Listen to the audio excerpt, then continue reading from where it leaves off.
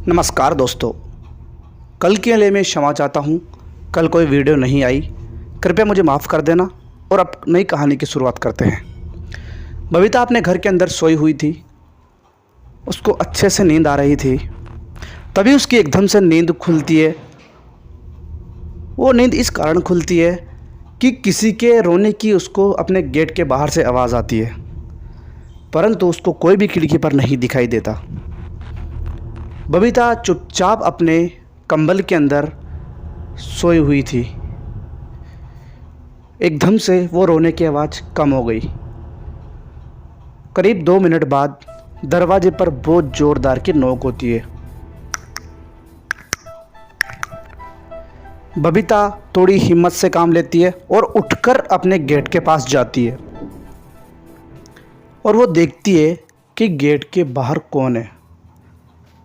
तो उसने खिड़की खोली। खिड़की खोलने पर उसको पता लगा कि उसके सामने उसका पति है, जो कि एक रिक्शा ड्राइवर था। उसका पति हमेशा से ही ऐसे लेट आया करते थे। तो बबीता ने गेट खोला। गेट खोलते उसका पति उसको सामने दिखा। उसका पति आज कुछ अलग वेशभूषा में था। उसकी आंखें फटी फटी थी और वो अजीब तरह कैसा था। बबीता ने कहा, क्या जी, आपने डरा दिया खामखा। मैंने सोचा कौन था, आप आवाज़ नहीं लगा सकते थे। चलिए आप खाना खाइए, मैं आपके लिए खाना लगाती हूँ, ऐसे बोलती है।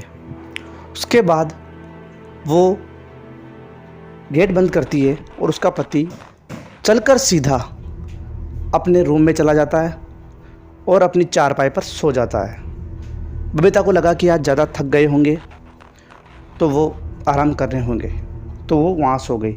उसके पति के पास जाकर देखा तो उसके पति की आंखें फटी की फटी थी, यानी कि आंखें खुल रही थी। बबीता ने ज़्यादा गौर किया नहीं, वो भी सो गई।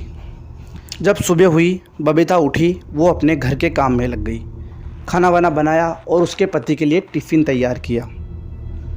उसके बाद उसके पति की उसने जाकर यूँ सोचा कि पति से उनसे कहते हैं कि आप ऑफिस के लिए तैयार हो जाइए और मैं आपके लिए खाना लगाती हूँ। उन्होंने कल रात भी खाना नहीं खाया था। उसके बाद वो रूम में जाती है और उनके पति को देखती है। तो उसका पति अपने घर की ऊपर की तरफ एक कोने में आंखें फटी की फटी देख रहा था। बबीता को ये बिल्कुल संकोच नहीं हुआ यह सोचते हुए कि जैसे कल रात ये सोए थे वैसे के वैसे उनकी आंखें फटी हुई थी, उनकी आंखें बाहर निकली हुई थी। बबीता उनके पास जाकर बोलती है कि क्या हुआ, आप ऐसे कैसे हो रहे हो। तो वो कुछ भी जवाब नहीं देता है, लेटा रहता है अपने बिस्तर पर। उसने खूब कोशिश की परंतु कुछ भी हासिल नहीं हुआ। उसकी आंखें फटी की फटी थी। अब करीब करीब बहुत टाइम हो चुका था। बबीता उठती है। उसके पति का जो सबसे करीबी दोस्त होता है, जिगरी दोस्त, उसको बुलाने के लिए वो उनके घर चली जाती है। जैसे वो उनके घर गई तो उन्होंने भैया जी के घर बोलती थी वो बबीता, तो उनसे कहा कि भैया जी आप मेरे साथ मेरे घर चलिए। पता नहीं उनको क्या हो गया है, ना तो वो कोई बात कर रहे और ना कुछ खाना खा रहे, सिर्फ एक तरफ देख रहे हैं। तो वो भैया जी के साथ वापस अपने घर आ जाती है बबीता और उसके पति के पास जाकर बैठती है। उसका दोस्त ध्रुव था, उसका नाम ध्रुव था। तो वो उसके पास जाकर बैठता है और उससे बातचीत करने लगता है।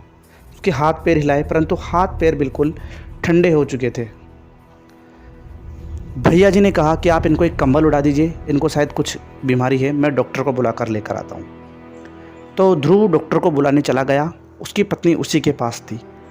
उसने खूब बातें करने की सोची परंतु वो कुछ बोल भी नहीं रहा था, उसका पति। तभी ध्रुव डॉक्टर को लेकर आता है और उनको चेक करता है। पूरी जांच कर ली परंतु उनको कुछ भी ऐसा नहीं हुआ जो कि कोई बीमारी मिल सके। डॉक्टर ने कहा कि मैंने इनको अच्छी तरह से चेक कर लिया है, इनको कोई बीमारी नहीं है, शायद इनको कोई झटका लगा है, शॉक लगा है, इसलिए इनकी आंखें ऐसे कैसी रह गई है। अब आपको पता करना होगा कि इन्होंने क्या देखा था ऐसा। ये कहकर डॉक्टर वहाँ से चला गया। तभी भैया जी ने कहा कि आप एक काम करिए भाभी जी, आप यहाँ पर रुकिए, मैं इनके ऑफिस जाकर देखता हूँ कि हुआ क्या था। उसके बाद भैया जी उनके घर चले जाते हैं। एक रात बीत जाती है। इस रात की जब पहली रात थी तो भैया जी अपने घर चले जाते हैं। इस रात के अंदर बबीता खाना बनाती है और अपने पति को खिलाने के लिए जाने लगती है। तभी रूम के अंदर से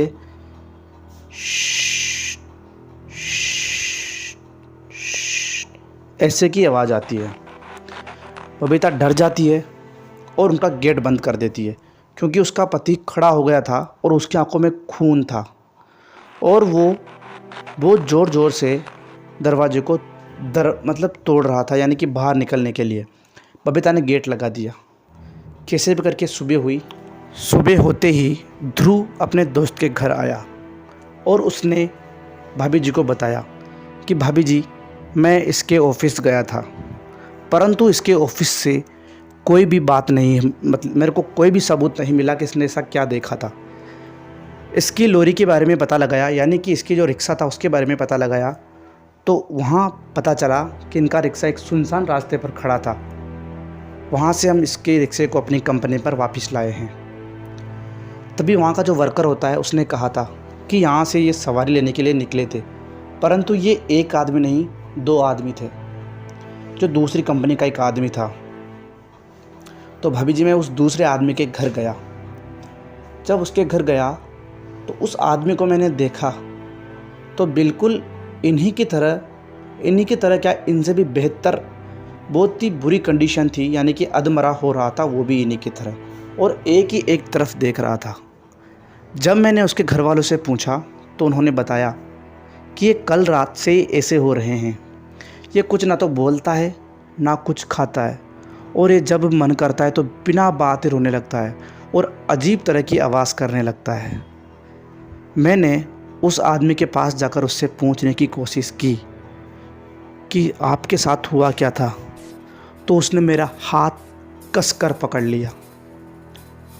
उसके बाद फिर मैंने कैसे भी करके अपना हाथ छुड़ाया और मेरी आंखों के सामने ही उस बंदे ने ज़ोरदार की सांस ली और मेरी आंखों के सामने ही उसने दम तोड़ दिया।